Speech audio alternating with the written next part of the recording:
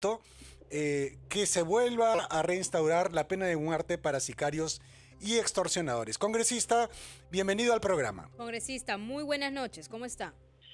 Muy buenas noches, Carmen. Muy buenas noches a Ricardo. Feliz día del periodista. Espero que hayan tenido un excelente día.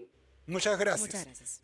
Bueno, quiero empezar diciéndole que su propuesta de ley ha sido calificada por su colega Mari Carmen Alba de demagógica.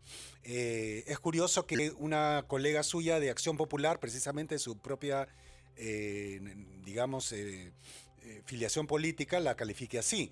Pero yo le quiero hacer... Sin embargo, estimado Ricardo, la congresista Alba no ha firmado desde la izquierda legislativa.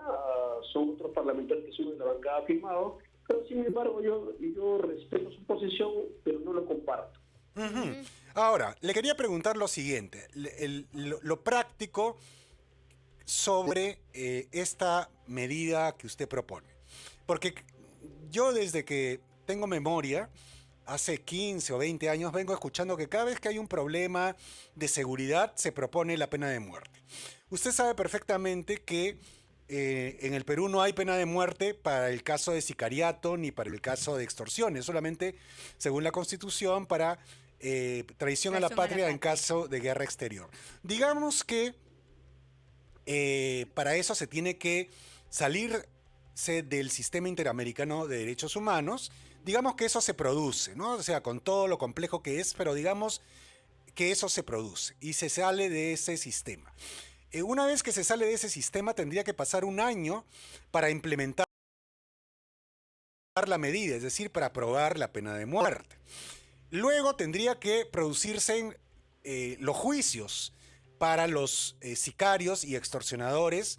Y usted sabe perfectamente, congresista, que en el Perú los juicios duran como 20 años. Entonces, el primer ejecutado por sicariato, si es que todo va bien, si es que nos salimos del sistema interamericano, si es que se hace el juicio y todo lo demás, sería de aquí más o menos a unos 20 o 15 años. Para esa, ¿usted cree que eso de aquí a 20 años es factible que disuada en algo a los extorsionadores o sicarios? Porque si vamos a esperar 20 años, ya el Perú habrá desaparecido bajo la sombra del crimen. Bueno, estimado Ricardo, escuchamos muy atentamente lo que usted está señalando, pero nosotros como legisladores actualmente estamos escuchando a la población. Hace unas semanas hemos tenido el paro general de transportistas aquí en nuestra ciudad de Lima, en donde que los transportistas obviamente vienen siendo extorsionados, ¿no?, por los sicarios, y sobre todo también hay un transportista que estaban pidiendo por 7 soles, mataron, ¿no? Entonces, ¿pero qué pasa? Yo lo que estoy haciendo es, estoy plasmando el proyecto de ley como parlamentario, porque también estoy al lado de la población.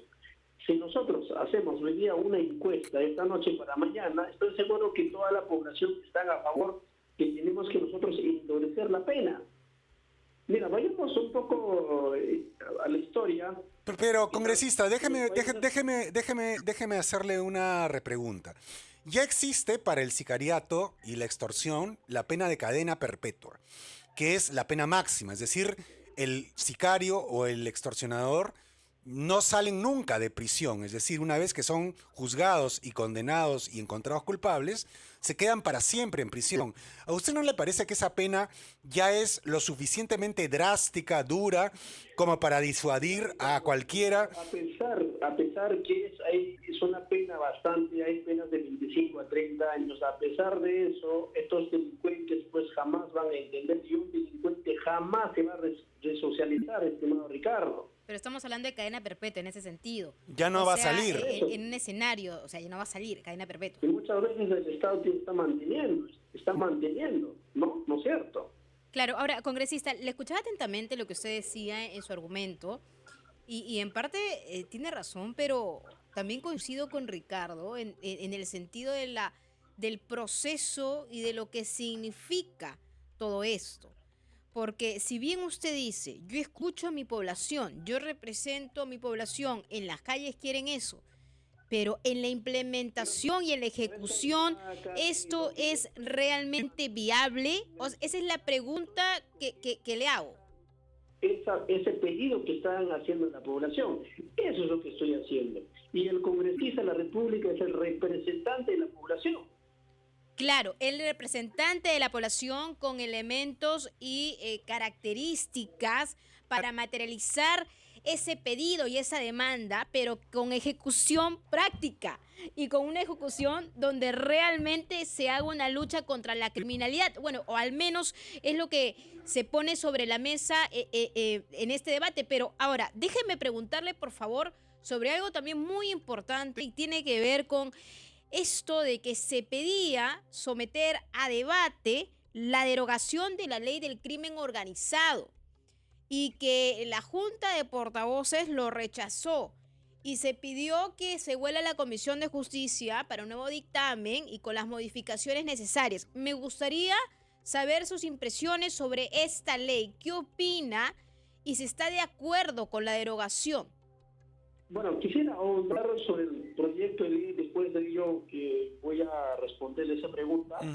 Decía, estimada Carmen, nosotros como congresistas estamos recogiendo el pedido de la población. Si bien es cierto, los extorsionadores y los sicarios están causando la zozobra en la población peruana, ¿no es cierto? Entonces, ahorita prácticamente la delincuencia nos está cambiando.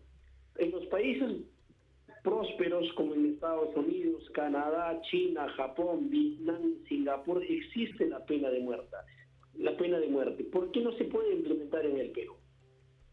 Bueno, porque hay un tratado que lo dice, ¿no? Como congresista estoy presentando este proyecto que se debata. Vayamos al debate. Hay posiciones a favor y hay posiciones en contra. ¿No es cierto? Sobre la pregunta que usted me ha hecho, yo en su momento, yo he votado en contra de este proyecto de la ley, en este caso del crimen organizado, yo he votado en contra en el Pleno del Parlamento. ¿Por qué? No he participado, porque no estoy de acuerdo. No, pues, pero ¿por qué razón? No estoy de acuerdo en su momento, por eso yo he votado en contra. Ahí están mis votaciones en el tablero electrónico del Congreso de la República. ¿Cuál es la razón por la que votó en contra? Aparte de que no está de acuerdo, pero ¿cuáles son las razones específicas? No estoy de acuerdo. No, yo sé. Pero ¿cuáles son los elementos más críticos de esta ley o que según su perspectiva deberían cambiarse? Esa era mi posición. Como congresista no estoy de acuerdo con el fondo y la forma. El fondo y la forma.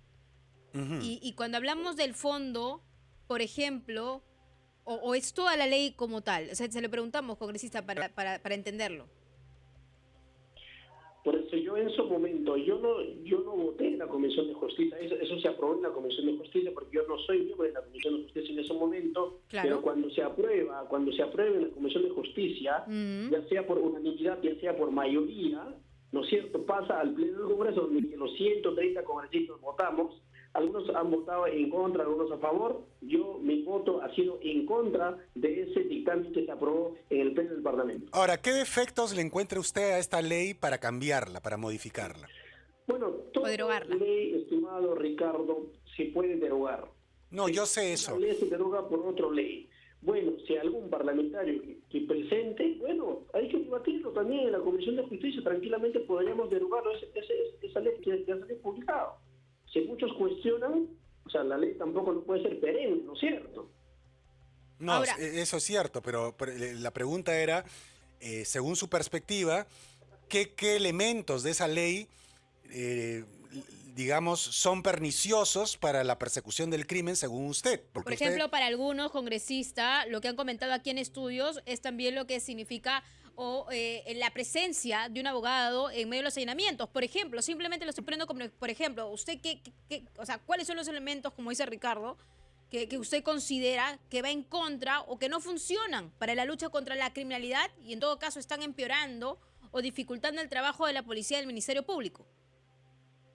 Bueno, pues también hay que cuestionar, si bien es cierto, la Policía Nacional hace un trabajo, pero lamentablemente la Fiscalía y el Poder Judicial también han liberado más de 8.000 delincuentes a la fecha, ¿no? Eso sí también hay que decir con nombre propio, ¿no?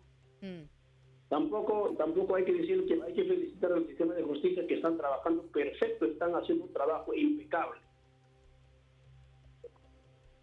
Bueno, muy bien, congresista Wilson Soto, hemos tomado nota de su proyecto de ley de reinstaurar la pena de muerte y también de su posición sobre la ley de crimen organizado, que está en veremos porque no se sabe cuándo se va a debatir. Y bueno, lo de la pena de muerte, vamos a ver pues cómo evoluciona. Muchas gracias por habernos atendido el Día del Gracias, Periodista. Muchas gracias, congresista Muy Wilson Soto. buenas noches.